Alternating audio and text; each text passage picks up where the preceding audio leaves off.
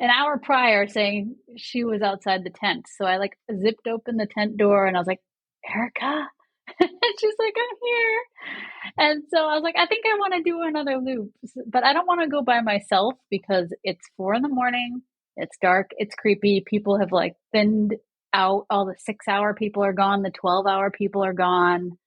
And I didn't have to twist her arm very hard, but I was like, can you come with me? 1, 2, 3, 4.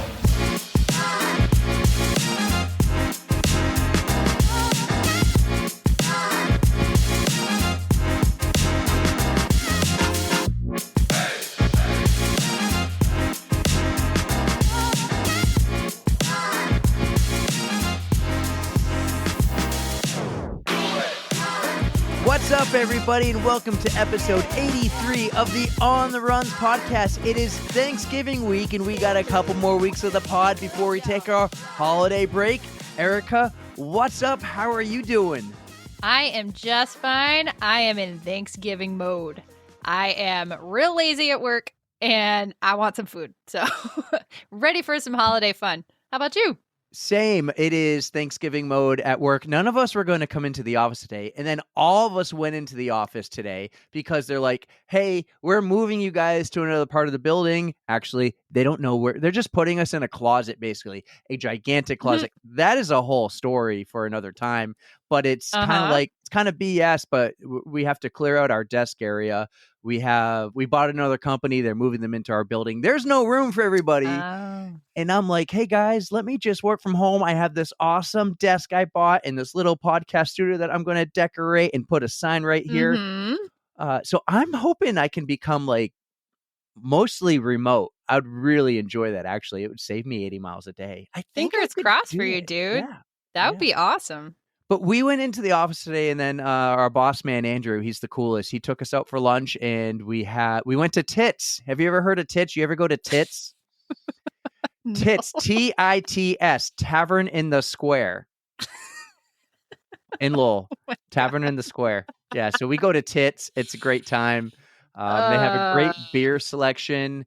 I was supposed to do a pretty brutal workout today. Thanks, Coach. She listened last week, and she you got yours. I'm doing it in the morning because after I actually purposely did not drink beer at TITS because I didn't want to. Don't call it TITS. It's called TITS. Everyone calls it TITS. No, it's not. Who's everyone? Everybody. I've known it's been TITS for years. No, so many people. Oh my God. No, so I purposely didn't drink, knowing I had this brutal workout today. Well, weren't you on company time too? Can you drink on company time? Yeah. Why not? You can. I don't know. It's never come up. Well, actually, that's not even true. It was kind of like we've had drinking time. Let's bust everything out in the morning. Let's get a lot done here. We'll go out for lunch, and then we can go home and work the rest of the day from home.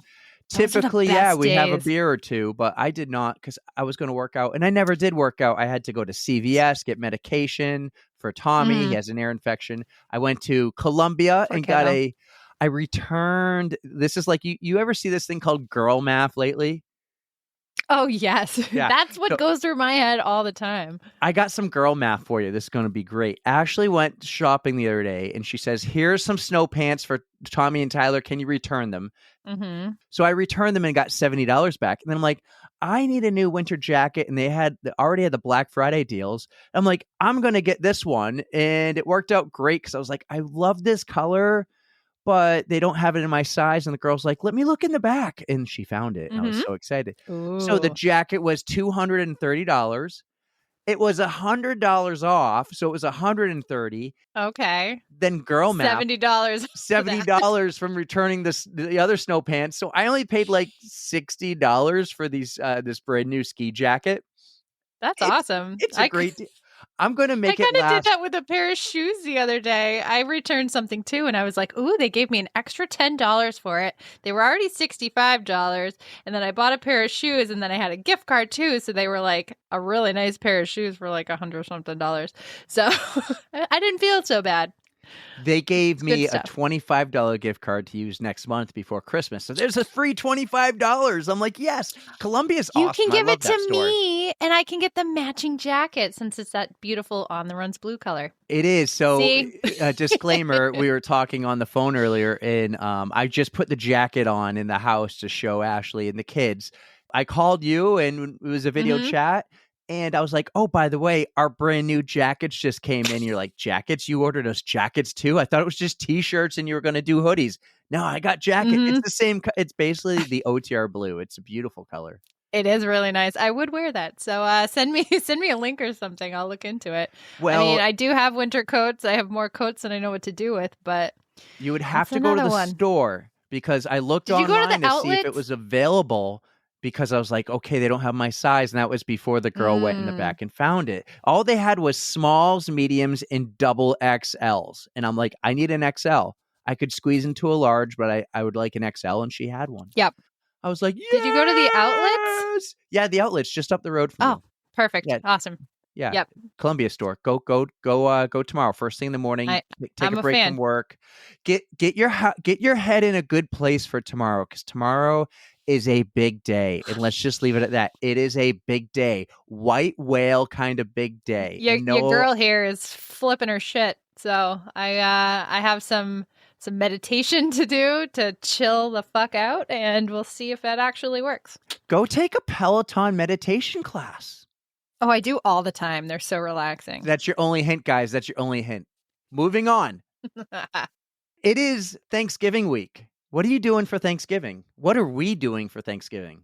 You know what? I'm super proud of you for this, but both of us, including mostly you signed up for the Brookline, what is it? The Turkey Fun Run in Brookline? We're going to run it with Jay. I'm going to call it a trot. It's just always a turkey trot. Well, I just said that so people can look it up if they want to, but it's a very small race. There's the last we checked, there were maybe like 15 or 16 spots left, but go check it out if you're interested in doing a nice stroll on Thanksgiving morning. It's a 5K, right? I hope it's a 5K. I think so. I mean, I could do a I think 10K. so. If it was a 10K and I was a little surprised, that would be fine. It would be cool. I feel like you can't call a 10K a fun run. So I think we're in the clear with the 5K part. But it's on the we're going to go the get nice to hang out with Jay. rail trail. Yeah. It is on a rail trail? That. I have no clue what this trail's like.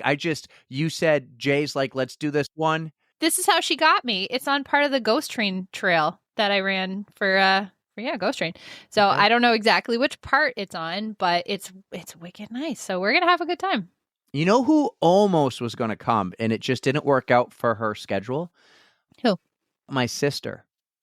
Oh, no way. She has been running lately, and I want to take full credit for her running around New York City. And she texted me the other day and goes, I just ran 4 miles, the furthest I've ever run in my life, and it was awesome. And I was like, do you want to do for this you, 5K with Hannah. me? And she's like, I would, but she's coming up late Wednesday night. And the race is more than an hour from my parents' house. So maybe next year, or maybe another race. She is doing, I'm going to have to talk to her and get the information, but I think she's doing 9 races next year. Oh my God. So she's jumping right in. But it's a I love thing. to hear it. It's like you do these 9 local New York City races. So she can do the marathon, right? Yes. Oh, I love it. So I would have totally done that if I was local. local. Gives her a chance to do the marathon. And so we're going to then have to get her a running coach and all that. But I'm taking full credit for this. This is all because of You should. You started the bug. That's great. Yes. No, I feel like with that, it's called like the 9+1 program, right? Where if you run 9 of the races, but you volunteer at one too. Yes. I think that gets you an entry. Yes, my mom for told like me whatever about the this next the other day year when is. she babysat for me, so I could go referee hockey and make some more money. And I was in my hockey skates for 3.5 hours on Saturday, and that's a long time. It was like a prep school jamboree thing. We had How are your feet feeling? Yeah. So I skipped a workout that day too, which was a light workout. I'm like, nope, ice skating takes over for this one. I got to figure out my schedule. It's the best part about having a run coach now is I'm doing the work, but we just need to fine tune the schedule because it's harder for me to do things on the weekends. And we're kind of throwing in a second workout, like a mini workout. and I want them both to land in the week and my long run. Plus, I have hockey on Wednesday. So pretty much I'm going to be like, Coach, all right, run on Monday, hard workout on Tuesday. Wednesday's a rest day because I do hockey, and that's easy. Besides your Okay. feet being in the skates for a long time, it's easy. And then Thursday, long run, Friday, mini workout, strength training over the weekend. I got to talk to her about it.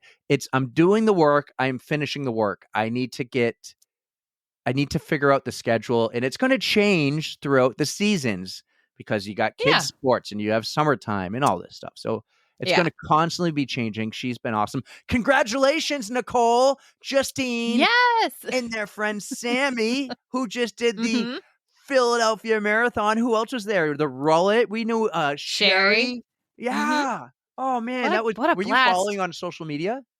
I was just very jealous that they had much better weather than I had last year. It was so cold last year, and I see people this year running in shorts and tank tops, and I was like, damn, I wish I had that weather, but good for you guys. I mean, you couldn't have asked for better weather down there. It was It great. was a great weekend. That place has a little piece of my heart, and I would love to go run Philly just because I basically lived there for 5 weeks in a hotel while Ashley was on bed rest, and I ran everywhere or biked, and I kind of took it like a little mini vacation. I couldn't go to work. I couldn't go anywhere. I could only go outside and run. It was the best thing. So it's the best next thing I time could you have feel done. like going back, I wouldn't mind doing it again. I mean, it was an awesome race series. Did you see the video Justine and Nicole posted today? They were running up the rocky steps. I did that too. Did you see Nicole almost took a digger like halfway up? I think the steps were a little too big for her small body. Oh my God. I read her disclaimer. She's like, hey, I only did this because Justine made me laugh. And I was like, it's doable.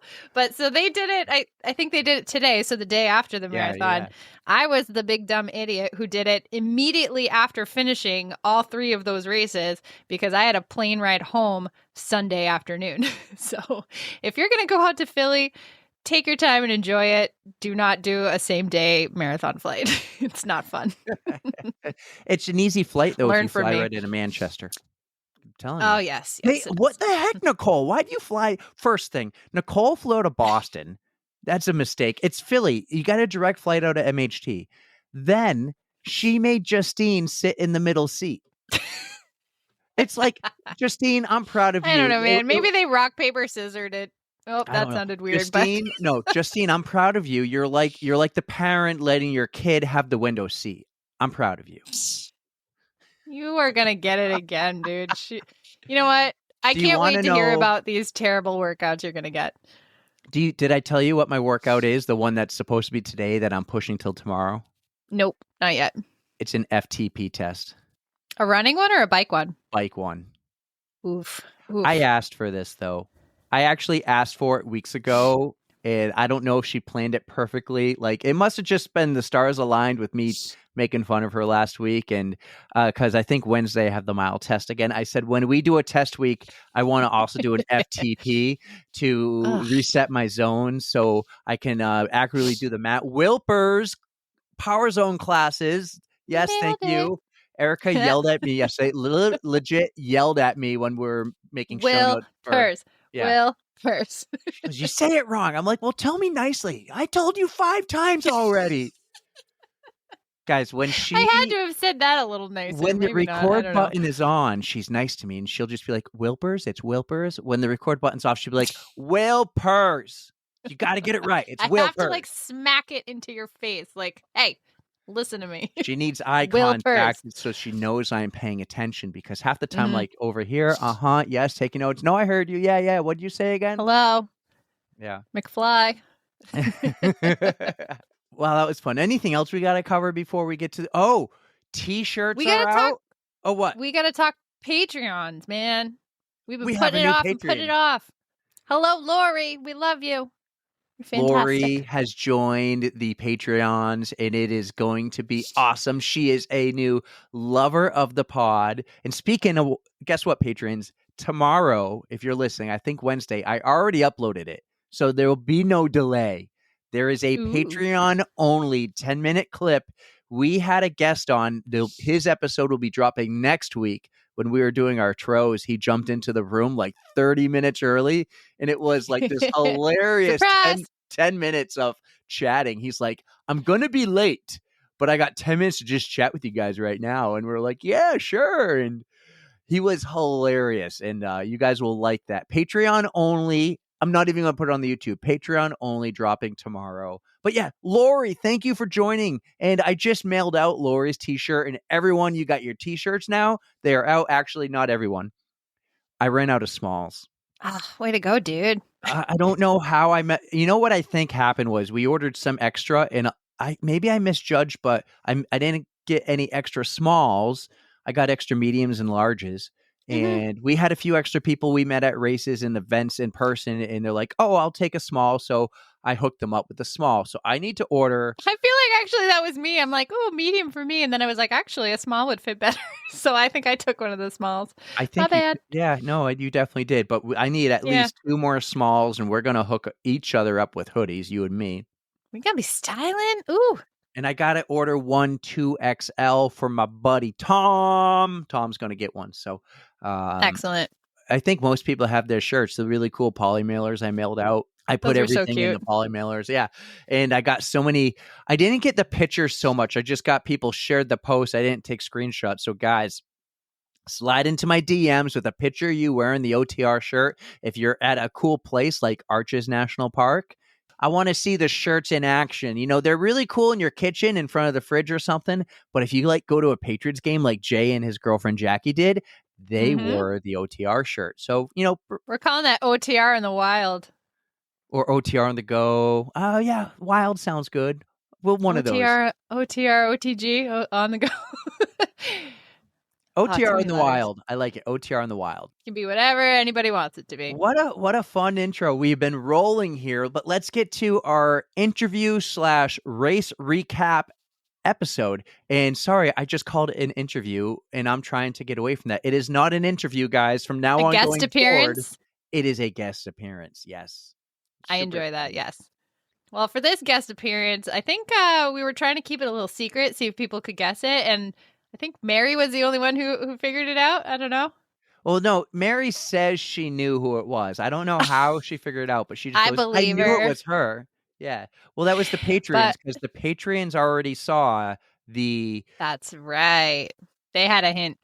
Yeah, this is the Rachel Runs for Medals guest appearance with the Hamster Wheel recap, and we dropped it on our Patreon page last week. Just the Hamster Wheel recap. So you're going to hear a lot more on this guest appearance.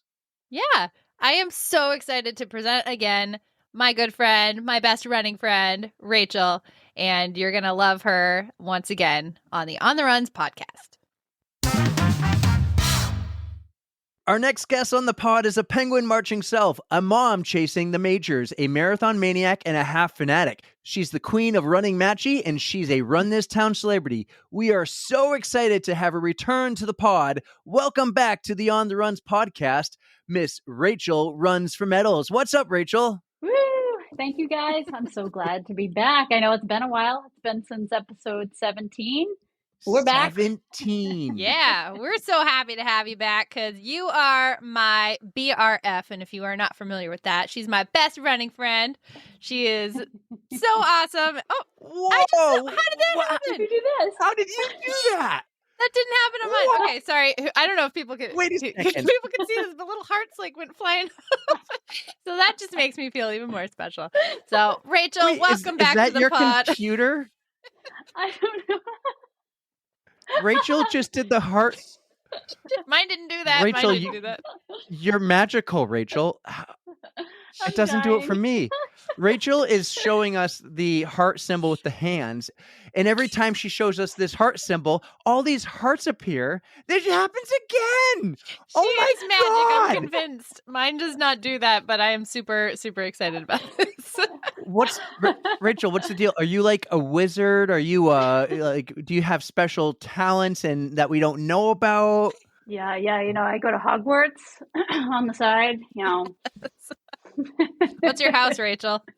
Oh, Gryffindor all day. Hufflepuff alive. Sorry.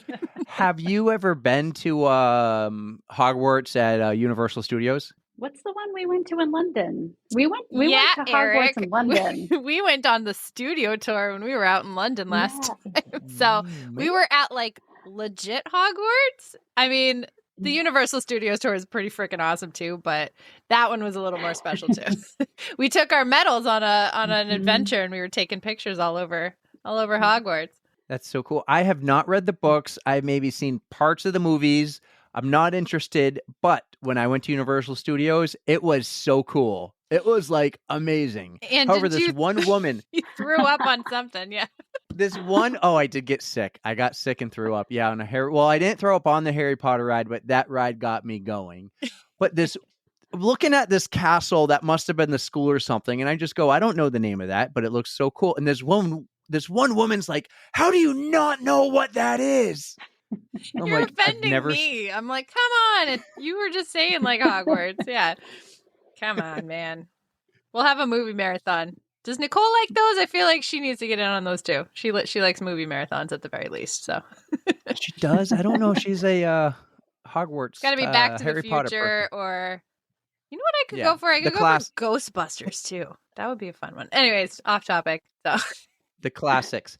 Well, Rachel, welcome back. It was episode 17, back when we were fresh. I went back and listened to parts of it, and I just cringed at like me and my style and Erika, and like we're moving the microphones, and you can hear them moving, and just episode 17. 83, though, we've come quite a ways.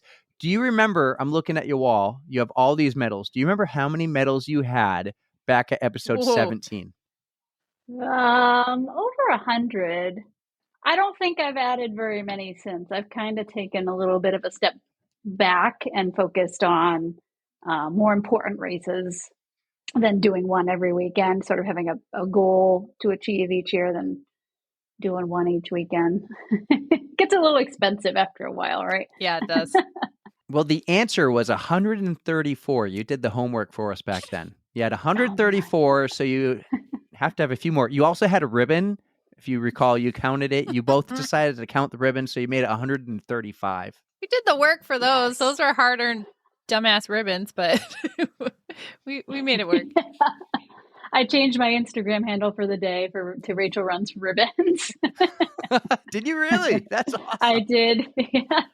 I think John Mortimer liked that one, didn't he? Yeah. You used to be Rachel Bakes Cupcakes, but that's how it started, and now you're running. And behind you, like I said, is this wall of medals. You moved. So are you in your pain cave, or are you somewhere else in your new house? So this is the den, which I use also as my office when I work from home. And everyone on my work calls gets to see all my bling in the background. It's a good conversation starter because I could pick any one of those, and I'm sure there's a good story behind those. And those displays, so it looks like every medal is like maybe perfectly placed for a special display. You might have a Disney one there behind you. I'm trying to read it. It's tough to read, but they all have something. Or do you have your medals divided? When I first started collecting medals, they were in order, oldest to newest. And then I've moved a couple times, and I've tried playing around, putting like all the marathon medals on one and maybe the half marathons on some other ones. But then my OCD took over, and they weren't like all fitting correctly. And they're just thrown on there at this point by the second move now. I think it was just key just to get them up. Good call. So I think that's one of the things that we can talk about since we last connected is you had a lot of life events happening. So one of them is you moved. Another one is you just got hitched. So big congratulations to you on that one. Uh-huh. Whoa, really? I didn't even know you were on the market. She's not on the market. She's off the market. Well, yeah, but I didn't know this. Congratulations. Yeah. Thank you. Thank you both. So wait, did you move into his place, or is this your place? You've made it your place. Place. Yes.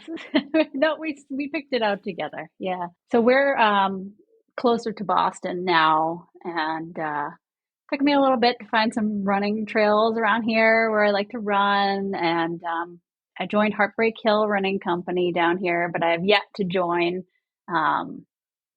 workout through them. Hopefully soon. when we moved, it was kind of like summertime and it was really hot and all of these heartbreakers look really fast and intimidating. And here I am like dying in the summer heat. I was like, I can't do this. I'll wait till it gets a little cooler out. But I really do miss all my Londonderry and New Hampshire based. She runs this town. People down, I feel like down here, their runners aren't as friendly. Like today, Well, for they're example, I went up. massholes. They No are. offense to massholes. Like, I don't know what it is. Nobody waves. Nobody says hello. They're No. just like, so focused and so fast. I try to take the easy days easy, but they're just blowing by me. And I'm like, oh man, I feel really terrible about myself right now. But this morning I went to Londonderry and like the second I stepped on the trail, people were waving hi. And I was like, oh, Yeah. I miss this so much. Your old stomping grounds. Well, you know you're welcome I anytime do. you come up, and I still have to come down and check out your new Yes. area because I don't get into the Boston area much at all. So you are the perfect reason to. There's plenty of delicious food to choose from after or along, mid route if you want to stop for something. You know that's definitely a selling point for me. You feed me with some lunch or I don't know, even a pastry or donut. You know me and donuts, so it's always Yeah. perfect. So good.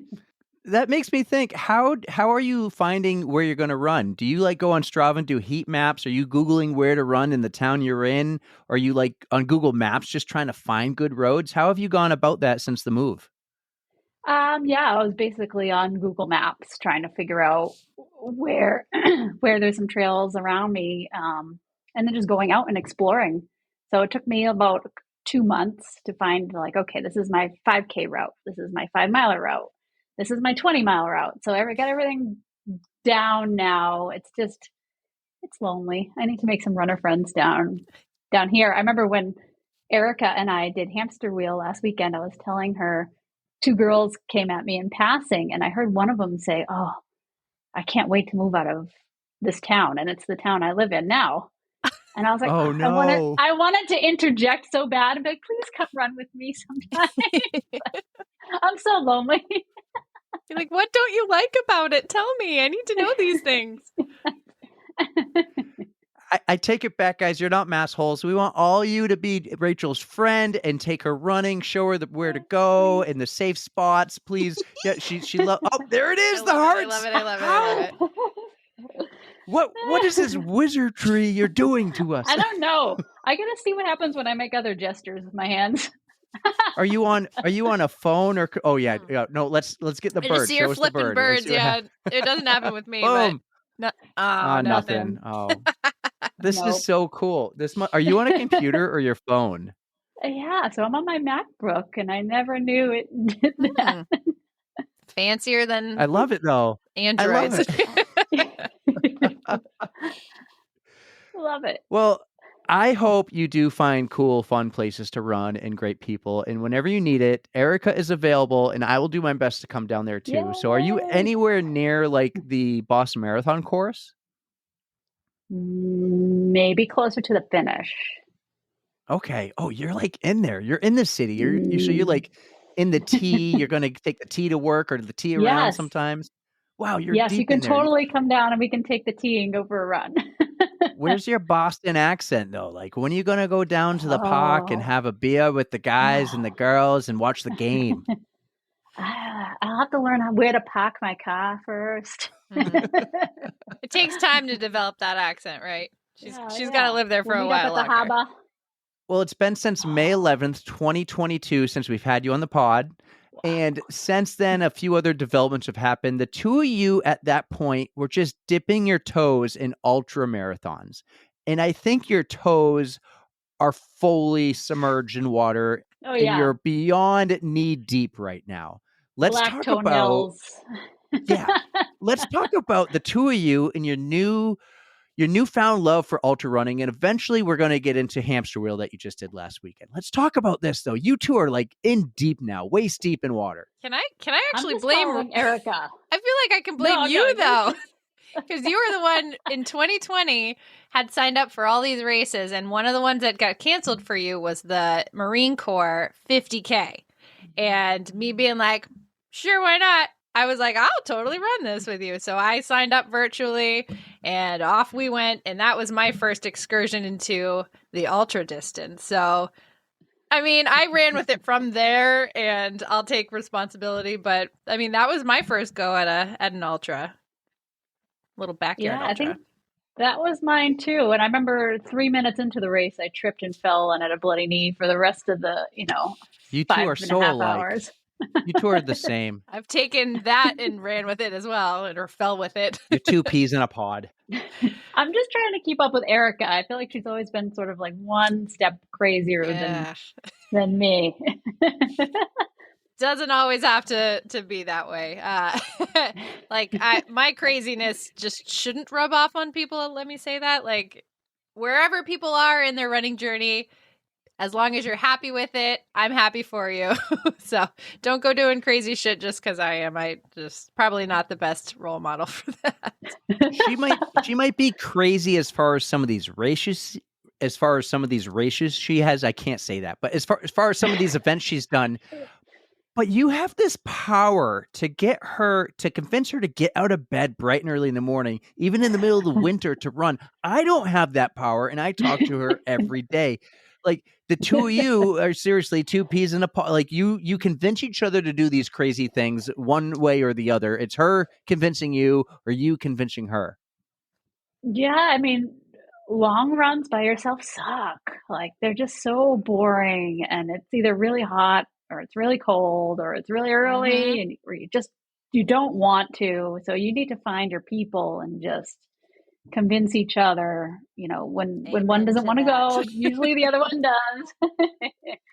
I would say we were just talking about this the other day. She's the one who will get me out of bed early when I don't want to, but I'm the one who will make her run when it's hot out when she doesn't want to. So it is good to have yourself someone who will make you do what's good for you even though you don't want to, that kind of thing. So I have a lot of love for Rachel for helping me through those tough spots in the training cycles. Exactly. All right. So, Rachel, what is Erika like bright and early in the morning, half asleep in the cold? She's had a few choice comments in the past, especially like my ass is sad when it's golden. It's just trailing behind us and it's golden. No, she's not wrong. No. We have a pretty good time. Once we get through that like 1 mile warm up, we do have a good time. Erika, what about you? What is Rachel like on those hot summer runs when you're like, let's do it at 1 o'clock in the afternoon and it's super hot and just the sun's beating down and she has this really black hair, so it's just attracting more heat. What's funny Rachel's about that attitude? is usually the really hot times that we run are still at like 6, 7, 8 o'clock in the morning. So and it's not usually that, it's the humidity that just like it wipes both of us out. Like neither of us are immune to that humidity, and it's just like you step out of your car with the nice air conditioning and you're immediately like drenched in sweat. You're like, I didn't even do anything yet, what is going on? So yeah, I think both of us are pretty not happy on those, especially with bugs. And if we're going to the rail trails and it's like those deer flies that just like attack you, we're both complaining and bitching about it. So Right. We try to stay away from the buggy rail trail. So who's sweeter? Who did the bugs attack the most? I don't know. Erica's usually pretty positive. I have my moments though. So Rachel, does that mean you're more of a winter runner? I love winter running. Yes, I will take -10 over anything over 70 any day. I don't know how the two of you are friends. Erika's giving the thumbs down here. She goes, boo, that sucks. It's just that, like, when it's cold out, I always, like, I don't like being cold, so I will overdress, and then I feel like I'm Ralphie from A Christmas Story or his little brother or whoever's running in that big red snowsuit. Like, it just, I always feel so slow in the cold because you never really fully warm up. Like, something on you is always freezing, whether it's your nose or your toes or my ass. So I don't know. It's winter running just never has been my favorite, but I did a lot of it this past year between Rachel and even Lynn. Like they dragged me out and I know it's good for me. I know it, but just never was my favorite. Now, Rachel, you said you fell in that first ultra. Is Erika just like copying you and doing, following after you? Because she sensed we've started this podcast, she tends to be very clumsy and she falls all the time. Is that like because of you and she followed your lead, or was she always clumsy? Oof, I feel like I could be rubbing off on her. Anytime we go to Manchester, especially New Hampshire, that city hates me, and I will trip on anything. She's witnessed me trip on a raised sewer cap, on a sidewalk, slip to the mud and fall. That I so think wasn't I'm your in bad fault. influence. Setting you up for failure, those raised manholes. But I man, love this. I've taken it and I've run with that, and I've just made it my own and fallen over like I said during Yeti, I didn't even know what I tripped over, but I fell twice, and like I think the back of my foot, like as I was running forward, caught something, so I wasn't even tripping on something. I was like way past it, and I still tripped. And spectacular means to fall down. I will find it. I think it's the trail, right? I think the trail adds a whole new technical element that we road runners just aren't used to yet. But we're finding our love of ultras, and unfortunately, most of them are on trails. And Yep, so they go hand in hand. we're just, we're eating it. For lack of better terms, yes. So are most of your runs, I know you moved and you're trying to find where to run, but are you like now looking for the trails as well from the pavement? No, I'm still very much a pavement runner. But ultras, I will embrace the trail because the softer dirt is less impactful. I am finding I like that a bit more. I will do an ultra if the trail is not super technical. So it's got to be like a wide berth like we had at Hamster Wheel with no roots and rocks and, plants sticking up. So the past year and a half, then, what are some of the big events you've done? Ultras, marathons, half marathons, ultra 5Ks. What have you been up to since we talked to you last, outside of your major life changes, getting hitched and moving? Well, what have I done? This year we did, I did 2 marathons in 2 days. Yes, you I tried to Crazy. set did. Maniac. I know, we did. Level I up. tried to set new goals. Yay! Erika was totally there to support me for the second one, and I love her so much. She brought I me a picked bottle her of up and I was like, champagne. let's go. Well, hey, that was a big deal because out of all the crazy shit that I've done, I cannot say that I have run 2 marathons back-to-back days. That is something I have not tackled yet, so that is all yours. You earned it. You worked so hard for that. And tell us how those went, because I remember you, like, you did so, like, well close to each other. Like, the marathons were so, like, you just did a great job. So go ahead and go into those if you want. So I knew it was part of my goal for the year. That's what I wanted to do. And so it took some research to find 2 marathons on the same weekend that were kind of close to each other in distance. They're both drivable from home. And so we did Newport Marathon on a Saturday in Rhode Island. And I did not mean to, but I PR'd at that race. So I was like, great, this weekend's starting off wonderfully. I'm going to, have a personal worst tomorrow for sure. It involved a lot of going to bed at 7 p.m. the night before the first marathon, running the first marathon, and then fueling immediately right after properly, as much as you want to indulge in like pizza and donuts and all these great things that we like to eat. Mm-hmm. I tried to eat healthy and give my body what it needed to be able to go back out there again the next day. And I actually drove from Newport to Millennium Running to pick up my bib, still in my marathon attire from the race, to get my bib for the next day for cheap with Erika. And then I went home. My ribbon. I went home and I just stretched, showered, foam rolled,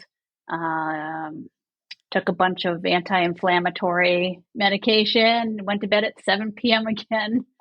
And I woke up the next morning and I felt pretty good. I texted Erika. I said, all right, I think we're doing this. And that Erika did. being this, we did. Erika, bless her heart, she came and picked me up. And she waited for me after the race, came out onto the course and cheered for me, and then, celebrated with me after. I really appreciated having her there. But the second race, I did only 12 minutes slower than the day before. Whoa. I settled in. I said, you all right. guys. That's so impressive. That's like super impressive. Holy shit. Yeah, that was a proud moment. I was very glad to share that with Erika after. And she brought me a little bottle of champagne and she laminated like the I leveled up in Marathon Maniacs to iridium level poster for me. Like she was the best. I had to. I mean, you were doing this epic thing.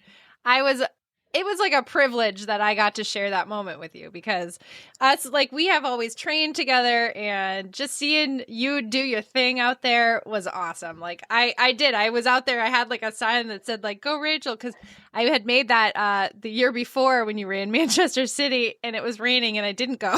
So I was like, it's not raining today. I'm going to cheer on my friend. Yay. So, I mean, anything I could do to just celebrate your accomplishment because that was epic. I mean, you don't see me doing that. I don't think so. It's a lot of work and you put in the work and it showed. And then I volunteered at Boston the next morning. So it was like 3 mornings in a row of getting up at 5 in the morning.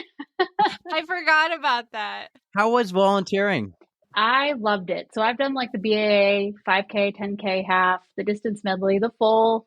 So I felt like it was time to volunteer. I was in Hopkinton and just the energy there especially after finishing 2 marathons in 2 days, I was already on cloud 9. So now I'm at like cloud 10, 11, 12, and just seeing everyone's shining faces on race day show up or nervous faces. Or late because they're running really late.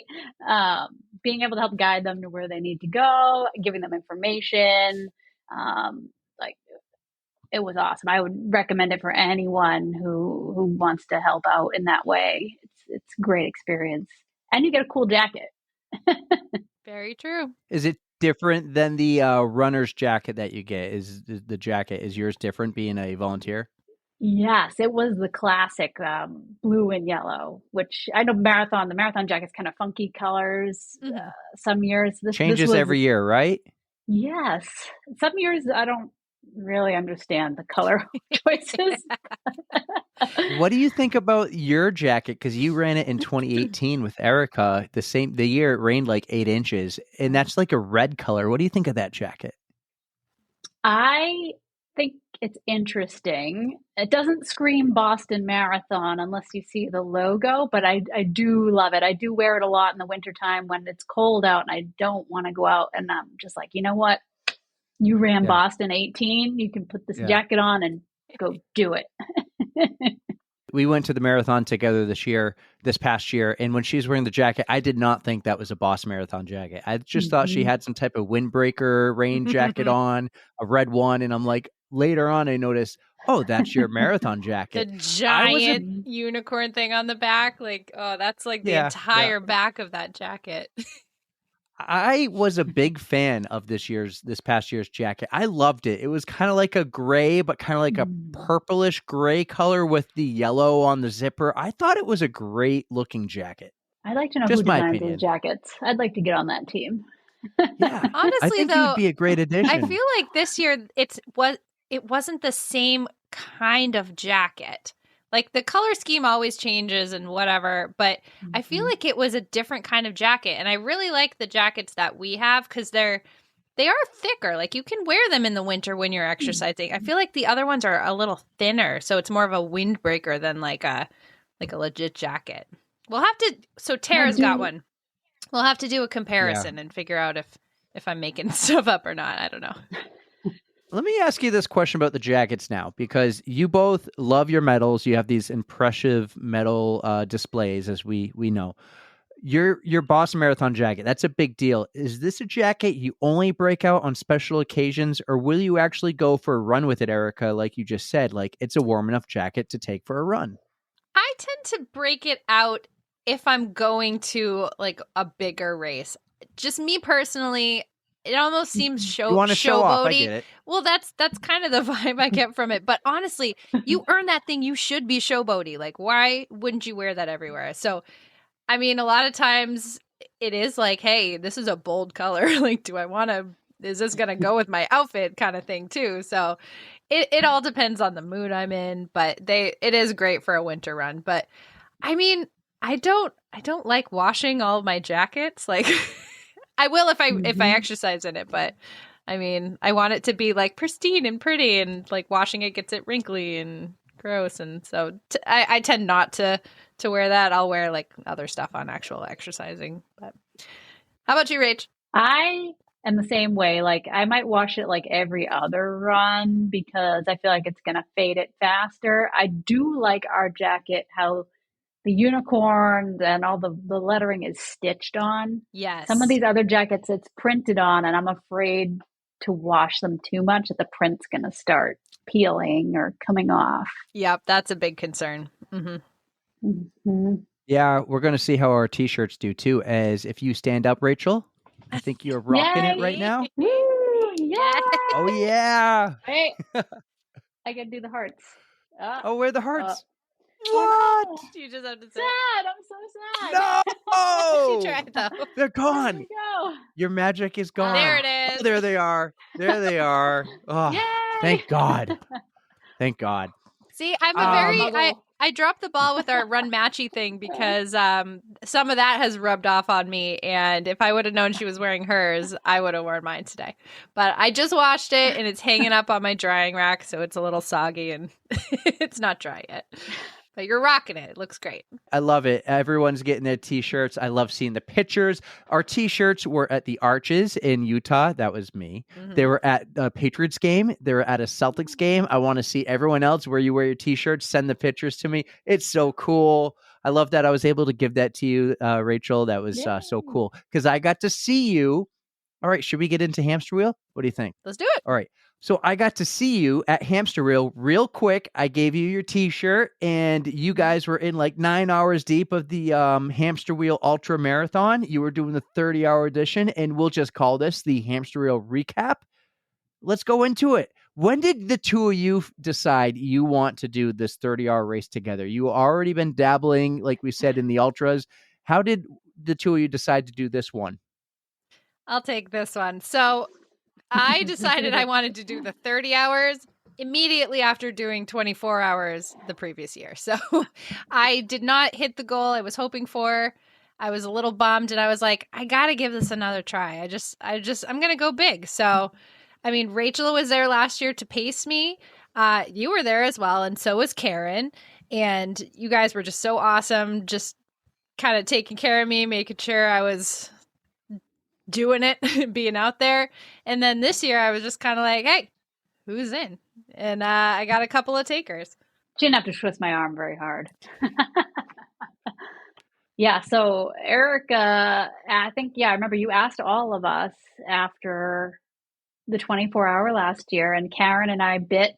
We took the bait and we signed up for the 30-hour, and Karen freaking rocked it, man. She hit that 100 miles, got that belt buckle, and I'm just very impressed by her performance. I kind of go back and think maybe if I didn't have to take a nap or go into the tent for 4 hours to try to get warm, maybe, but we'll get into that. Karen's a badass, and we totally would have had her on this podcast, but she decided to go on another podcast and talk about it. So, what? Shout out to Celeste and Art and Fred over at Cultra Trail Running Podcast. I was listening to that today. So if you listen to that, you learn a lot about Karen that you didn't know before. So there's some fun tidbits around her. So, but yeah, I'm so happy that you guys decided to take the leap and be a little bit crazy with me, because it is like a family affair out there. Like, you want to have fun. You want to know people. It just makes your experience so much better to just have some friends out there with you. So I can't thank you guys enough for being a little crazy and keeping me company, especially you, Rachel. I've shared so many laughs with you. So it was clutch. It was key. So we all had a lot of fun out there. This year, though, I was re-listening to Larson's episode that we just recorded, like we did the intros and stuff, and I was like, oh yeah, it looks like it's going to be great out there. There's no rain in the forecast. So I realized I jinxed us, Rachel. It's all your fault. Yeah, we were supposed to get no rain, and it had no rain in the forecast whatsoever. Like, I looked hourly. You know how it usually has like 5% chance. Well, that 5% chance happened. The 1% chance happened. There was a random like downpour at probably 2:00 in the morning, something like that. It was a challenge from that point because it was getting pretty cold out, and it was not the 75-degree day that I had last year. All right, well, hold up. Let's go we're jumping pre-race. around a little bit. Bit. Pre-race. Like the night before, were you prepared physically? Were you prepared mentally? What did you get for like food and nutrition? Did you guys talk and coordinate? Like, who's bringing the tent? Who's going to bring sleeping bags? Who's going to bring this food or those drinks or the fireball? Yeah, I think we had a couple months of coordinating, the tents and like the big pieces that we needed. As far as food and stuff, I think, it's kind of personal, what you like to eat when you run. We did bring some stuff for sharing. But then, we all brought our own stuff. I remember messaging Erika, I think the day before, saying it feels like I'm packing for Reach the Beach, but with more food and more pain relief medication. It was a lot of packing. It felt like I reached the beach because that took 30 hours as well, right? So we were out there for 30 hours this past weekend, and none of us packed any rain gear because it wasn't supposed to rain. That's what we get for not packing it. So next year, prepare for everything. Exactly. It was just really cold at night. It was dipping into the 30s. So I had questioned if I was packing enough warm items beforehand, and it definitely was not enough. When did you guys arrive? I don't think you can show up until the day of the race. And then the race starts in the morning. So that's like an early wake-up call. Yeah, I got up, I think, at 6:00 that morning, and so Rachel had an issue with her car. So her wonderful husband woke up early, drove her to my house, and then Brandon took us to the race. So we got there around, I think it was like 7:45. It was a little bit later than I would have liked to get there, but we still had a good hour something to set up the camp and kind of just get our bearings before we started the race at 9. Yeah, we sort of divided and conquered. Like, you and Karen helped set up the tent, and I got in a massive line for bid pickup to get for everybody, and we sort of worked it out that way. And yeah, kudos to Brandon for driving us. Yeah, he drove and he helped us set up like the canopy, and well, that might have been it because then well, the tent too. He helped set up the tent, and then he was like, "Are you guys good? See ya," and he was out. So it was an early morning for him. What were some of the things you guys had, or I should say, what were some of the things you girls had at base camp? I know you had a 5-pound box of Twizzlers. What else did you have? That would be the one thing you remember, because I was like, "Look what I have." Because yeah, he shows up later, and yeah, I got all these snacks. So, I mean, I, as an ultra runner, like to eat total garbage. So I show up, I had like your standard sodas. I think I had the usual Coke, ginger ale, and Mountain Dew. And I actually didn't touch the Mountain Dew this year. I don't know. It just wasn't feeling it this year. But I did show up with a giant bucket, like the party bucket of Fireball. And that was more of a tool to make friends, which was a good conversation starter, but nobody touched it for the second year in a row. Nobody drank any of those Fireball nips. And I mean, I can't really blame them. During an ultra, it's not really when I want to drink one, maybe after, but even after I was like, not feeling it. I had the candy. I had, I think, muffins. I made myself a sandwich that I put in the cooler. I brought a jar of pickles in case I wanted the pickle or the juice. And so, I don't know, just a bunch of assorted things that you think you might be craving. But like Rachel said, it's very dependent and personal. Like, you never know what you as a ultra runner are going to want. So what did you bring, Rach?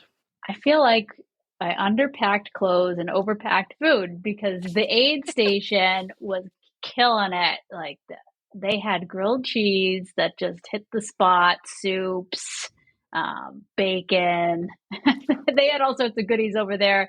And I barely touched what I brought. I brought like applesauce, bagels, cookies, regular hydration mix that I would drink during a marathon, to use during the first 26.2-ish of this race before I switched to whole foods. And I didn't touch much. We brought, what else did we bring? Chips. Yeah, we had a little bit of everything. You had like the little bags of chips. But those scratch cookies, I didn't even eat one. So I will have to take your word on how awesome those came out. But I think Karen had one. But that was a good idea. Karen did have one on camera. There you go. Perfect. No, they were great. What else did I bring? Jerky, ginger ale, Red Bull. I didn't touch my Red Bull at all. Either. That's right. I had those. No. They just, You two are so healthy. You bring all this junk, but you stick to the healthy stuff. Yeah. I do have to say though, when you showed up, Eric, I was like, you know what? It's like around dinner time. This is a good time. I should find something to eat. So I go over to the aid station and I got myself a little like bowl of white rice and meatballs. And as weird as that sounds, it hit the spot and it was like pretty good fuel. Everything stayed where it was supposed to be. No Code Brown accidents or anything. So, but it was nice to, no, that was a good thing. But it was it was nice to sit down and see you for a couple because I wasn't expecting you to show up. You had a busy day with your boys and stuff. I was supposed to go to Bass Pro Shop and I was going to try to fit in a like 5-minute hello, but I lost my wallet. I didn't lose it. I left it in my truck and Ashley took my truck. So I had no money. So I just said, we're going now. And we went, I think I was there for almost 2 hours versus the 30 minutes I thought I was going to squeeze in. But we're not there yet. We are still in the beginning. The race hasn't even begun yet. Race starts at 9 a.m. What was the vibe of the whole entire area and the people? And then also, what were your goals when you were beginning the race? What was your A goal, B goal, C goal, D, E, F, all the way to Z? Besides, I'm guessing one was don't die? Don't die. That is key. Don't die. I mean, I know we brought enough snacks and pain relief medication, so we weren't going to die, but I really... You're not sure. You never know, right? You sign that in your waiver when you sign up, right? That this is a health risk and you might die. There could be a bear out there. We'll get into that. Yes. I don't like to run in the dark when it's creepy, and I made Erika come with me at 4 a.m. Was happy to though. Anyway, back to the race start. This is why I'm getting into ultras, and I really am loving them, is because the start line is just so chill. People are ready to party. It's not like everyone's really tense and stressed out, sort of like before a marathon or a half marathon. Just everyone's just kind of get their own just chill vibe going on, and they seem really friendly and happy, and we're all in this together for 30 hours, and it's just the energy was really great. Did you run into anyone you knew, or was anyone like, oh my God, it's Rachel runs for medals? I think we ran into one person she runs this town, who had posted, I think the day prior, asking who they're going to see at Hamster Wheel. And then we ran into Celeste from Erika made buddies with last year. Mm-hmm. Loved her. I still love, Celeste is just amazing. We can't forget about Maurice, the marathon panda. When I was trying to feel out who was even going to be here, I had thrown up an Instagram story and he commented, he's like, hey, which race are you doing? And I said 30 and he just gave me like a thumbs up. Totally in one ear, out the other, totally forgot about it. And then I see walking behind our tent on race morning, the panda hat. And I was like, I sat up straight. I'm just like, wait, panda? And I actually, he didn't hear me when I said panda, but then I yelled, Maurice. And he actually turned around and I was like, oh my God, he showed up. So it was really cool to see him that day. Was not expecting it whatsoever. He was awesome out there. That race was the first time I've ever met him. And he was just so positive out there all the time, handing out high fives, telling everyone they're doing a great job. He was awesome. He is the best at it. No, I swear nobody is better. He is Captain Positivity always. Yeah, that was so cool. I I got to give him a hug. It was awesome because I didn't really get to do that anchor down. He was in the zone. Mm-hmm.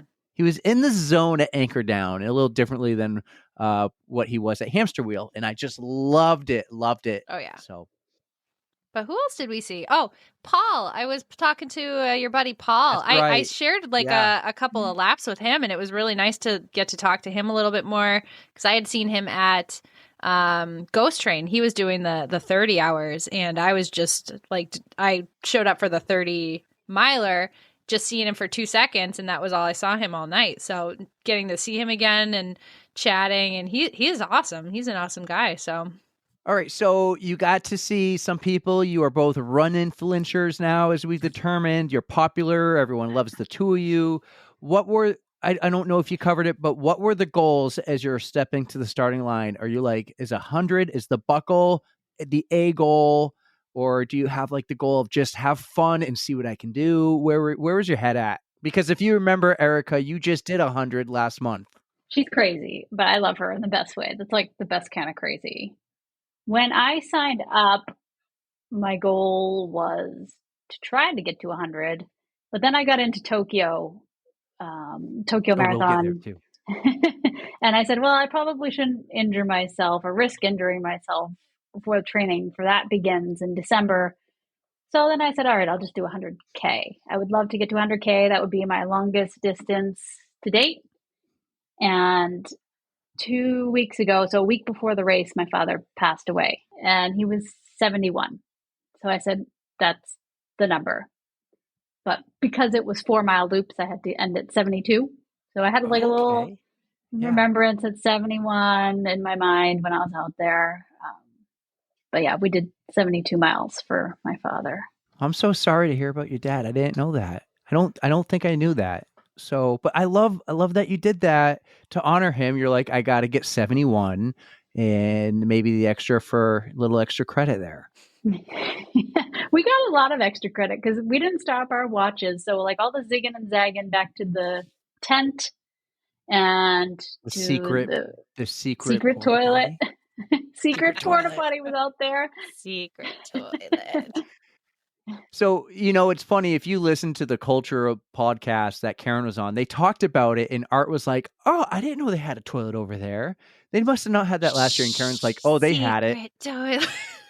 And so Karen says, it was a little bit of a secret though. So keep it that way. I was picking up what she was putting down. Yeah. We all knew about it, but we didn't tell anyone because it's a really nice, clean porta potty. Both years, I think I filmed Erika inside while she was inside using it. Some context, she wasn't filming Erika inside the porta potty. She was just filming the porta potty She while was Erika on was the inside. outside while I was on the inside. But and it's still funny every time you do it. So you're more than welcome. I don't care. You just imagine like someone thinking, Rachel's inside the porta potty filming Erika. Can you imagine cramming 2 people in one of those little tiny things? Like somebody would get hurt somehow. A phone would end up in the toilet. Like it would be bad. It would be very bad. I've had to cram 3 people in there before. I can't leave the boys outside. Oh, that was sketch. That was just weird. It's like, don't touch that. Don't touch this. Oh my God, no, close the door. Oh, just trying to go pee, man. Oh no. That's parenting at its finest. Good job. It was disgusting. So back on topic. My goal was kind of just to wing it as per usual. Of course, I wanted that buckle. That thing, like, I just want it because it's got the glowing red eyes on the hamster on the buckle. And so I could see it. I had the extra 6 hours from last year. Like, I mean, I could taste it almost. And it just wasn't happening this year. But that's okay. So, Rachel, you got 72 miles. Erika, what do you get? I had 1 extra lap because I did one while she was sleeping. Or she was in the tent. That was your 2 a.m. in the rain. In the rain. Yeah. I was like, I can't stop for the rain. And I went out and I was like, I made a mistake. So I had 76 total. And I am perfectly okay with that. I mean, I know that since this race is local, it's attainable. Like I don't have to do a whole lot of travel and I can just go, there's always next year. Like Yeti was hit it or DNF. So this is still up there for like I got a distance PR, well, a course PR for Hamster Wheel because I had 64 last year and then 76 this year. So that's Okay. moving on up Yeah. and it's nothing to shake your nose at. Like I'm very, very proud of it. No, But, you should be. yeah. But I got a question. So Yeti was like out and back, basically. It was Mhm. out, back, whatever, a Yep. couple times. There was a finish line. This was a loop course. There's no finish line, like technically. So is it playing, games in your head like I can just stop now? Or were you what was convincing you to keep going and getting more miles versus just stopping because you're like, my tent's right there. I can just stop and the pain is over. That's my fault. I went in and I took a nap. So part nap, part I was just done with the 30 something degree weather. I just couldn't get warm. So around midnight, I went into the tent. I tried to sleep. I woke up around 2 a.m. and it started raining and I tried to lay back down. I got back up at about 3:45 in the morning and I saw a text from Erika an hour prior saying she was outside the tent. So I like zipped open the tent door and I was like, Erika? And she's like, I'm here. And so I was like, I think I want to do another loop, but I don't want to go by myself because it's 4 a.m. It's dark. It's creepy. People have like thinned out. All the 6 hour people are gone. The 12 hour people are gone. And I didn't have to twist her arm very hard, but I was like, can you come with me? So we power walked at 4 a.m. in the dark. So I think that's what helped her add some more laps. Is that when you thought you might have saw a bear, or you were afraid of seeing a bear, or were you hallucinating and seeing anything like a rock that you thought was a fox? I think Erika hallucinated a ghost at one point. I did. I think it was on the lap that I was alone. I was quite a ways behind. There was somebody in front of me and there was just a faint headlamp and he must have walked through like a foggy patch because I just see like a streak of like light and it kind of lingered and I'm like double taking like what am I looking at? And then I was like, oh, it's a person because they weren't wearing any like other lights. It was just the headlamp. So I just saw that and I was like, where are there people? Like what the hell did I just see? So there were some hallucinations in my book, but that one was the weirdest because I had no idea what I was even seeing. I was like, what's happening?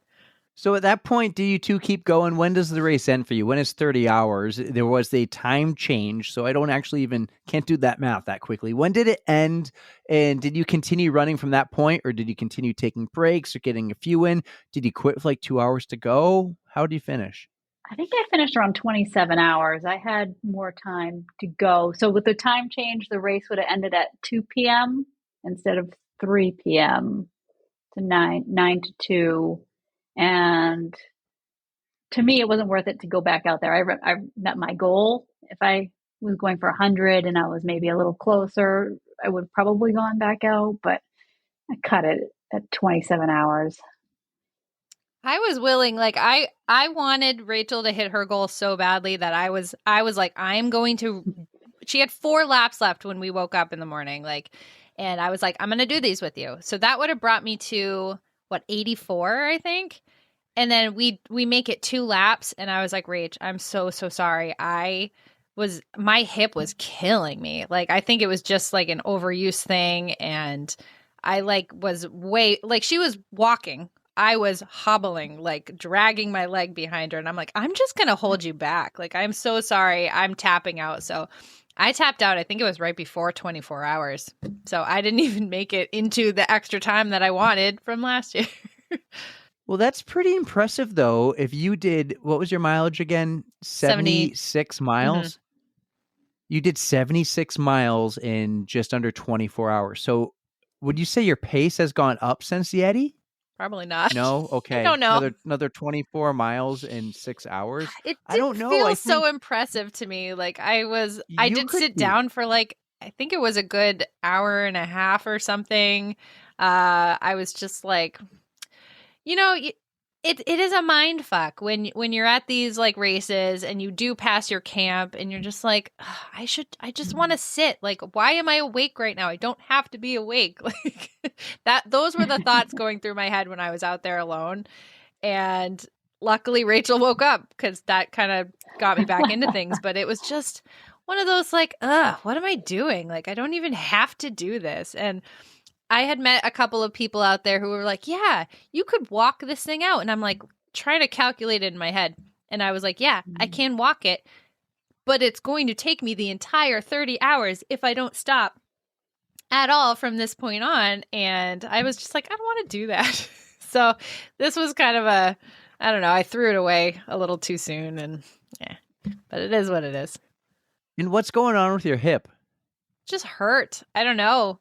Because I was doing like a run walk thing. I was feeling pretty decent, like 50 miles in. And then it just like I started to walk a little more and it got a little harder to run again. And then it just kind of felt like it was just tightening up and kind of seizing. So I wasn't getting the range of motion that I was. And then it just hurt. It still hurts. I was supposed to run with Rachel today and I was like, it hurts sleeping. Like it's not going to be good if I'm running with you. So yeah. It's still not feeling right. I don't know what really happened. But Well, I'm super proud of both you. It's still an amazing accomplishment. 76 miles and 72 miles. I'm doing so proud that of a you, couple- Rachel, because you did it a lot of laps in a hamster onesie. You forgot to mention that part. Whoa. It was awesome. God bless Amazon. When did you whip out the hamster onesie? Were you wearing that when I saw you? No, I wore it to the start because it was freezing, waiting to get going and setting up the camp. And I wore it through the night because it Okay. was cold. And I think I left it on till my last 2 laps.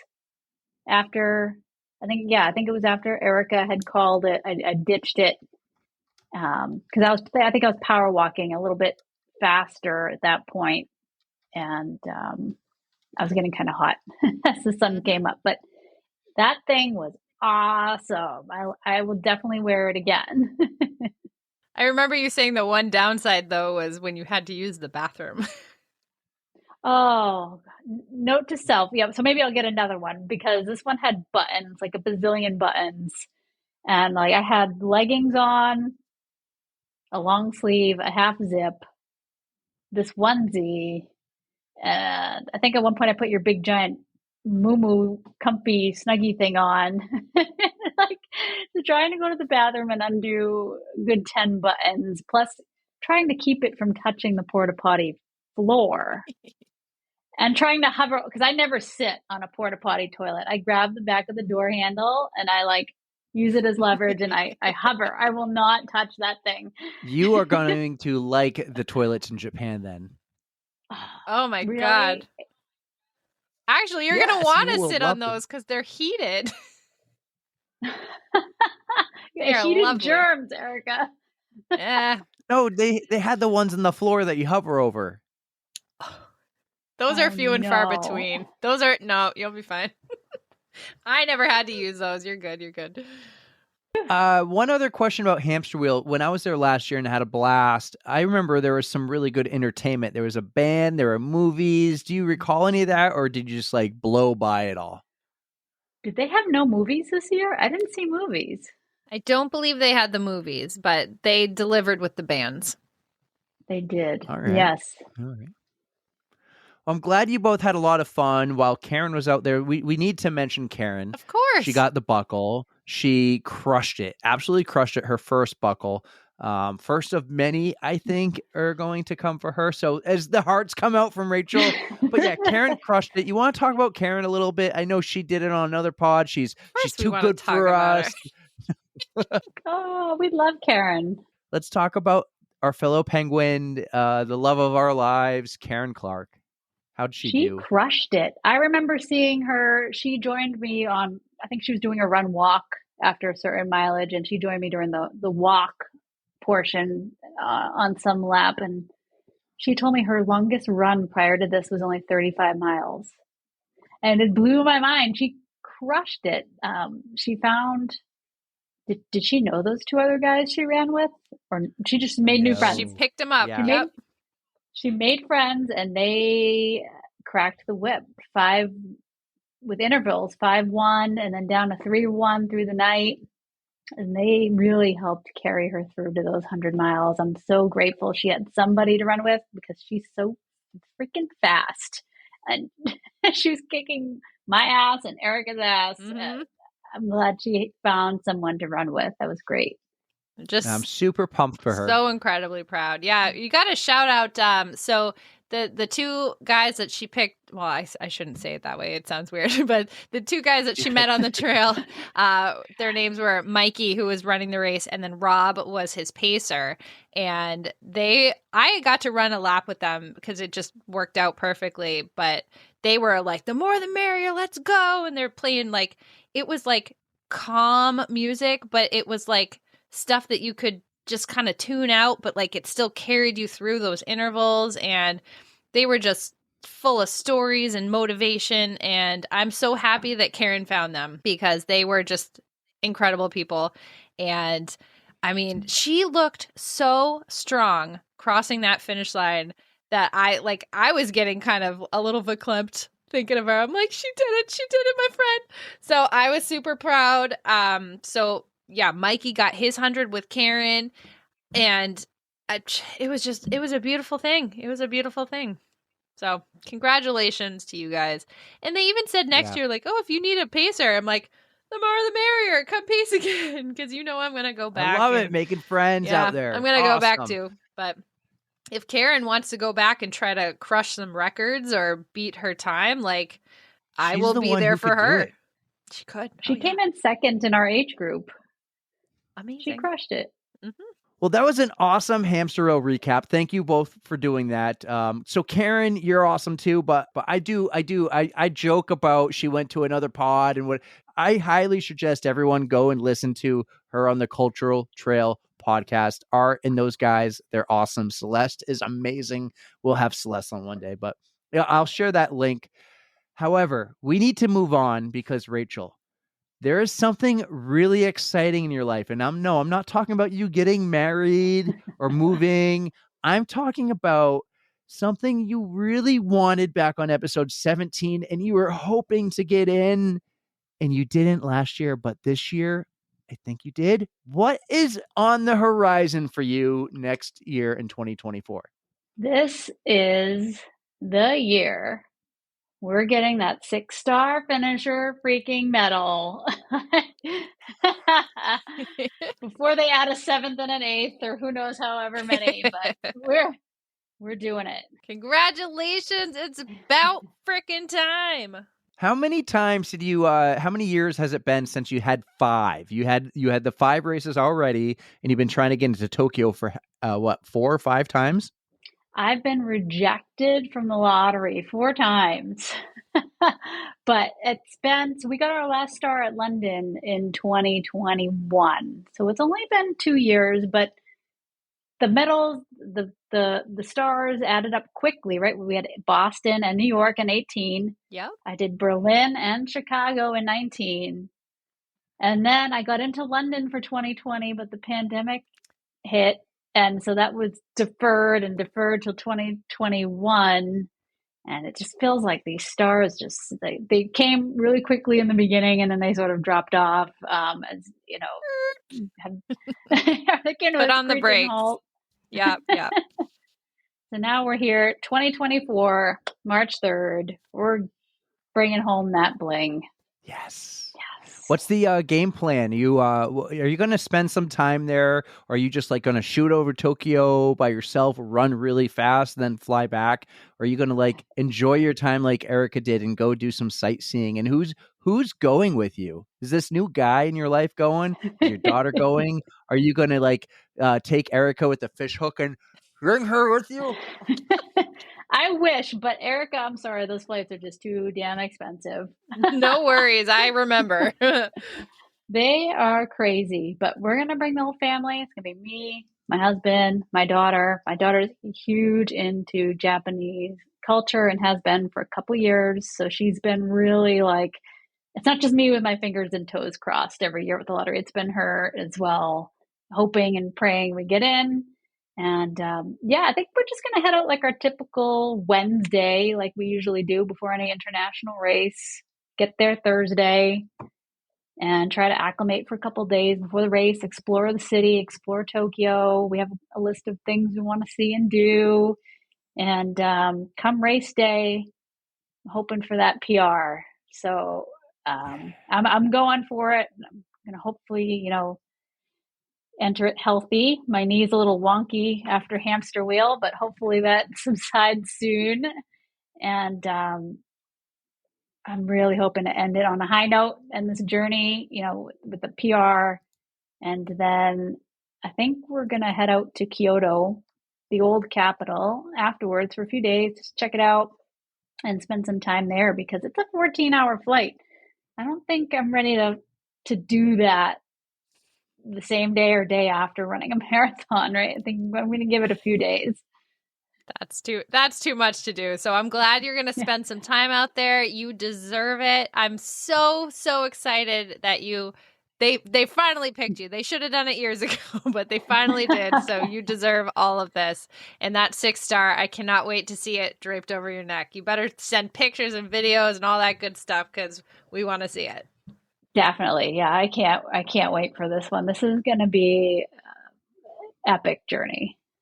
Emotions are going to run high, but it's going to be so worth it. Hopefully you're going to have both the PR and the 6-star to be celebrating at the end of that race. Oh, I think nothing's going to stop her from getting that 6-star. She's going to find. Oh, she's going to get it one way or the other. But I'm just saying that PR is going to be like right with her.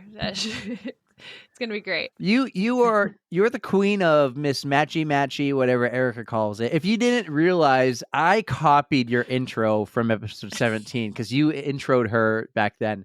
But you're like the queen of running Matchy. How far in advance are you going with your outfits here? When are you going to plan what you're going to wear for this big event in your life? Oh, it's already planned. Yes. But you don't have to reveal. You don't have to reveal on the pod. I know it'd be very special for us, but if you're going to save it for the race day, that's totally cool. It's so neat to know you already know what you're going to wear, though. That's great.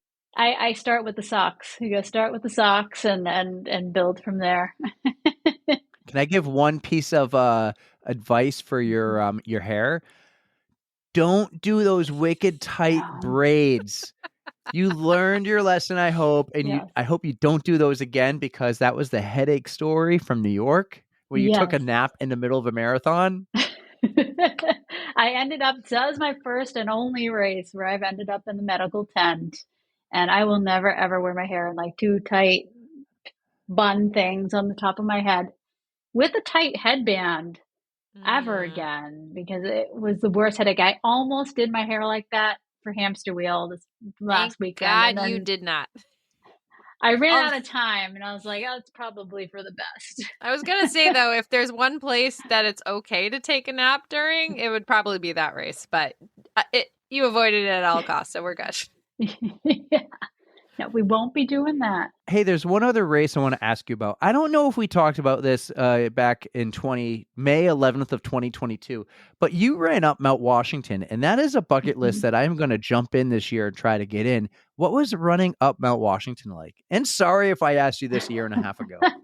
I don't think we discussed this. And you know what? I don't even know why I signed up because I hate hills. But unless you're an elite runner, most people run the first 30 seconds and then it turns into a power hike. Mm-hmm. So a lot of people ended up you just power hiking up this mountain for 7.6-ish miles. And a piece of advice I would have to say is I learned from other people. Don't run that first 30 seconds. don't run at all. You don't need to run. You can just power hike. But people I noticed halfway up the mountain were walking backwards to use different muscles instead of, change your angle, walk sideways, walk backwards. And I found that really helpful. And one more thing would be, as warm as it is at the start, it gets very cold once you clear that tree line. So make sure you pack like a jacket or something to keep warm. Good tips. Okay. I've been up there many times, and it's a goal of mine to do that race and the bike race up the auto road. One day, I want to do it. So I'm going to try. I'm going to shoot for next year. We'll see.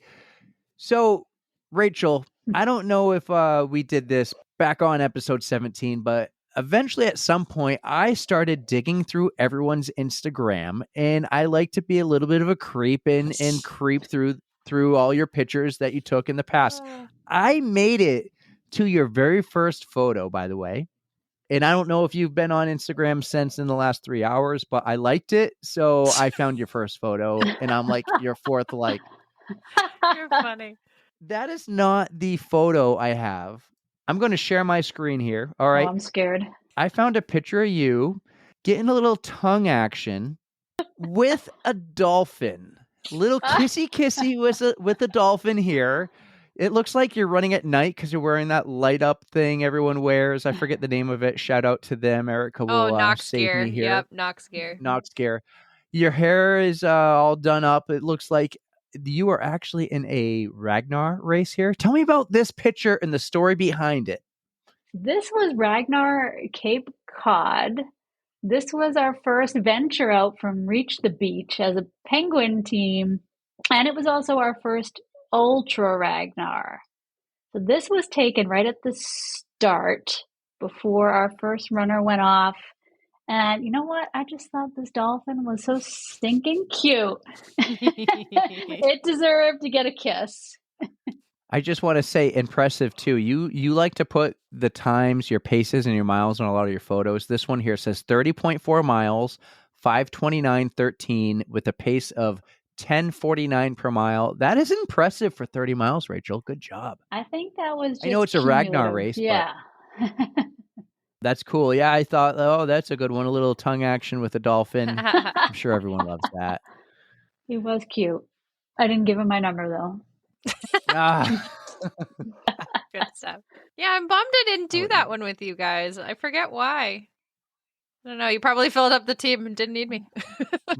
Rachel it was a 6-person team, it said, Rachel, in the post. So you're not on varsity. I didn't Erika. make You're the just cut. JV. Yeah. You must have JV. been doing something else, Erika, because I badass. might You have. would've been I know there. that one's in May. What year did you guys do that? I don't even remember. That was 2018. That was right after we did Boston. I don't know. I'll have to see. But you guys, I was living vicariously through you. You guys looked like you were having a blast through that whole thing. Because who was it? It was you, Scott. Was it Karen? Who else was on the team? I don't even know. Me? She's upset now. She's like, who was on that? It was- Who'd you pick over me? No. I love all the penguins, so I'm just curious as I forget who was on the team. Jessie? No, it was Catherine, Yes. me, Scott, Jesse, Jen, and Rachel Nicholson. I think Rachel number 2. Solid penguin team. Not mad at all. You guys did great. Did we even Rachel, did you get to add a song during your last episode? I don't even remember when we started doing that. No, we must We have. did. We We started must on have, 11. Yeah. But regardless, as your second appearance on the pod, you get to add another song to our Spotify playlist. So would you like to add something? My hands down favorite song has to be Sia, Unstoppable. That's just the ultimate power song when you're out there and you're about to finish something epic. Oh, hell yeah. I was going to say you deserve this song because you have been absolutely unstoppable lately. And I am so proud of you for achieving your goals. So you get this song, my friend. Thank you guys so much. There's this girl on Instagram. Her name is Jax, Jax. I've seen her before. I might follow her. She does music, right? And she'll make up these songs or something. She became, like, over COVID, very popular, She right? did that Victoria's Secret song, didn't she? Probably. That's a good Probably song. the one. Mm-hmm. But she got invited by Sia and Paris Hilton to go to, like, Japan to watch somebody else sing. Wow. Like Ariana Grande or whatever. And she went on the private jet and everything. Tokyo might be in my head because Rachel's going there. But she made a reel about it, and it was hilarious because her dad says, "Please act normal," in a text. And she goes, "Oh, sure, I will." And the whole entire time, her face is like, I don't blame her. This is unbelievable. She's like, oh my God. She's like, Sia's shaving her leg in the bathroom of an airplane. That's great. I will find this. It won't be hard for me to find and send it to you. I'll send it to you right after this. But Rachel, this was awesome. Thank you so much for coming back. You're an amazing friend of the pod. Second time on the pod. We'll have to get you back after Tokyo for maybe an OTR live or something. But this was awesome. Thank you so much for being an amazing friend of Erika's and just a friend of ours. So, Rachel, you rock. Yeah, Rachel, you are absolutely amazing. Thank you for being such a wonderful friend, a running friend. Thank you for getting me out of bed when I don't want to, and for generally taking care of me when I need it. So I appreciate everything you do. Thanks for sharing again on the pod, because we love you, and you're welcome to come back anytime you like. So everybody, Rachel runs for medals on the On the Runs podcast. Thank you guys for having me again. It's always an absolute pleasure. It's a great time, and I could talk about running for hours and hours. Like this podcast would go on forever. So that's great. Thank you. Rachel, thank you so much for coming back on. We love it when you come on and talk with us, and I just love doing all these races with you. You make it so much more fun. So thank you for being my partner in crime. Otherwise, I would just be a crazy person on my own. You were a crazy person before in college. Be honest. Yeah, but not like a running crazy person. I was just too. a I mean, real two weirdo. crazies make a perfect crazy. I mean, I'm Yeah, not saying yeah, I it's a guess bad thing. I was super crazy, but Rachel, thank you. Thank you so Yeah. much. Like you really helped us a lot in the beginning, episode 17, and Mm-hmm. you that episode where we were so fresh and raw, and you're just like, let's do it. And you're like, I could talk for hours. And yeah, so can we do it again in 18 months? That would be so much fun. Well, we got to get her back for her World Majors completion recap kind of thing. That so will be an OTR live. yes, all right, good. At least we'll have that. In 18 months, we can do another Rachel Runs for Medal guest appearance. Perfect. I do like that. I want to talk about OTR Live, but I think you want to talk one more thing about Rachel, because she mentioned she's an ambassador for a special race next year. Yeah, I don't even know if we covered this in the episode, but she is one of the ambassadors for the new Revel White Mountains race that's coming up. So it's going to be the weekend of, I think it's May 5th. And she's got a code if you guys... Yeah, it's the weekend of Flying Pig. But if you're around and you want to run this one-time only Revel race in New Hampshire, you got to get in on this. So Revel White Mountains, and you can use code Rachel10, and that's RACHEL 10. And you'll get a nice discount on that race. So go ahead and use it.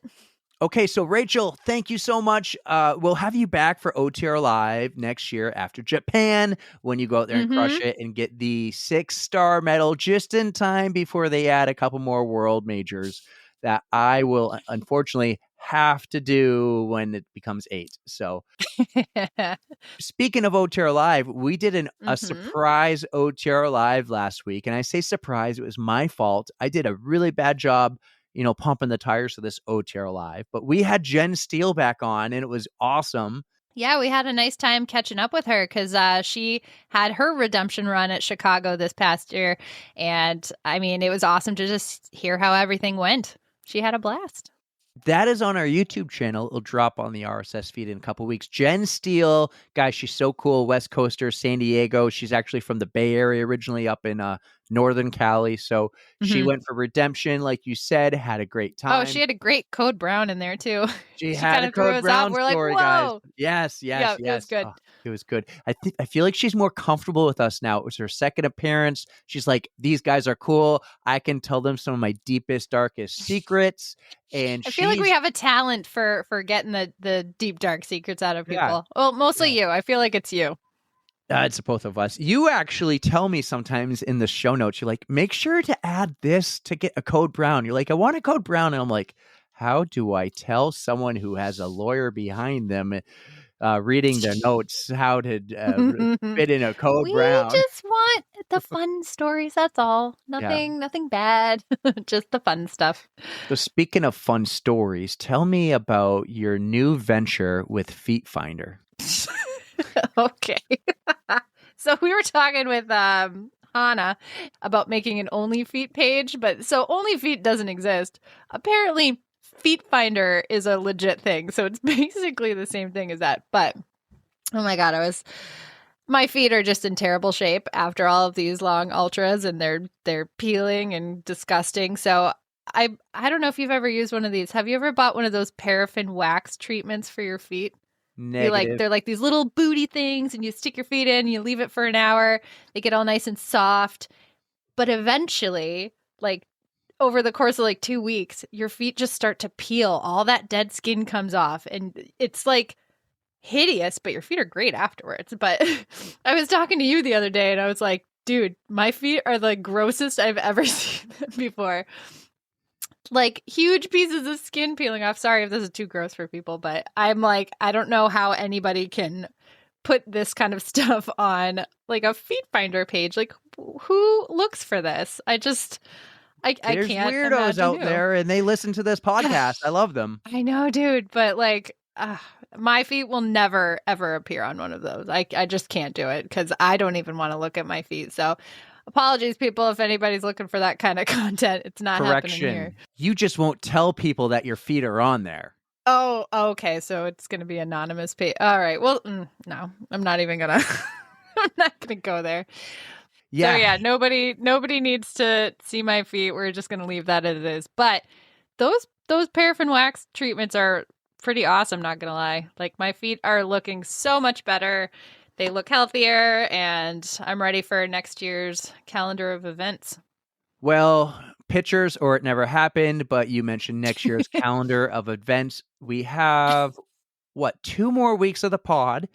We'll have episode 84 and 85. We're having this awesome guy next week. He's stationed out of Okinawa in Japan. He was great. And then we're bringing back the favorite from last year, Neil Murphy, for the final episode of the year before we take our holiday break. But during the holiday break, don't you worry, there will be episodes, and there will be the best of the year. I've already kind of written down and planned it out. It is not going to be the superstars of like the running influencers like the Lara Green, the Aaron Azars. Maybe I'll throw Doozer in there, but it's really going to be just our core listeners and our core guests we had that have helped build this podcast. So I can't wait. It's going to be fun. There'll be 2, maybe 3 episodes on Tuesdays about it. And if I can convince her, or maybe some friends, maybe we do a Christmas special, or maybe we just do one special OTR classic next month. But there'll be pods every week, but we only have 2 more left of the year. But that doesn't mean we're not working. We got a lot of stuff coming up for you guys. We are hustling, trying to fill up the calendar for next year too. So we just have some amazing stuff coming for you guys. We will be doing some interviews in December that will be dropping the beginning of the year. We're getting ahead is what we try to do, because at some points we can't record on a Monday or something, or guest reschedule. So yeah, we have like our next 12 interviews already scheduled, and it's so cool. I'm so organized, and I'm really planning I'm glad ahead. you are. And I'm along for the ride. Erica's like, wait, I got a calendar invite for February 20th. What? Well, I know I'm not doing anything that day, so you might as well send out the calendar invites. Book another guest. I just stick to the day, Monday nights, sometimes Sunday nights. Yep. Oh, it's great. So any fun Thanksgiving week plans for you? Besides our turkey trot, not really. I'll see if I can join Lindsay for that after like the burn off your turkey run, but I'm not sure if I can commit to that one yet. But just hopefully getting back into the running thing. All right. Like my hip is good. One guy mentioned to me there's a fun run in like Roxbury or West Roxbury on Where's that? December 10th. You know, it's kind of funny. He said the same thing. He goes, I don't know where you guys are from. And I go, I know he's in Boston or that area. I go, we're in New Hampshire, so pretty local. And he laughed, pretty local. I go, yeah, it's only an hour. It's pretty local. Actually, December 10th is the Jingle Bell half, I think. So depending on how Rachel is feeling, well, also me, we might be last minute signing up for that one. So All right. Well, we'll keep you up to That's a date, fun and one. maybe for the last episode of the year, we'll go a little long on the outro and give you guys some good stuff. So, thank you Oh, yeah. so much, everybody, for listening to the pod. Don't forget to follow us on Instagram. Subscribe to that YouTube channel. I recently did a big dump on TikTok and YouTube for shorts, so check those out. And this has been a blast. Patreon, if you want to check us out and be like our new amazing Patreon Lori, go out there and check it out, and you can get some exclusive, like tomorrow, the Patreon only, where our next week's guest dropped in during our Tros, and you guys are going to love it because it is raw and unhinged. So, Erika, have a great Thanksgiving. I will see you Thanksgiving morning, actually. Take us home. Everybody enjoy your holiday. You know we love you. And don't forget to stretch.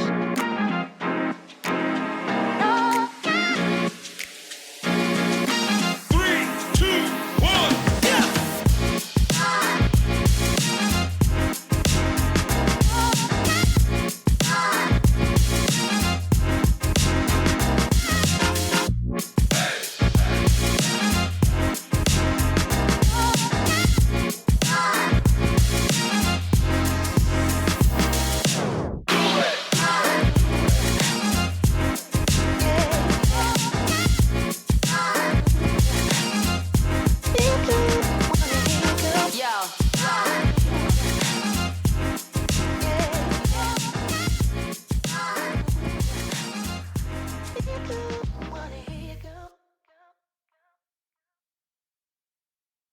What's up, everybody, and welcome to episode 83 of the On the Runs podcast. It is Monday night, November 20.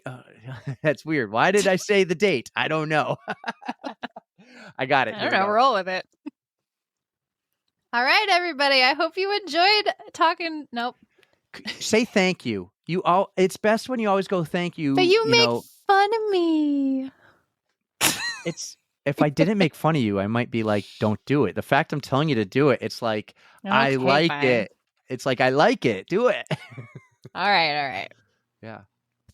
Rachel, thank you. We are so excited to have her return to the pod. Welcome back to the On the Runs podcast. Rachel runs for medals. What's up, Rachel? What's up, guys? It's glad. Oh God, I already fucked up. Love you. That's why Let's we get can all do this it again. again. Blooper. We Let's can get edit all that this out. out of the way now. Perfect.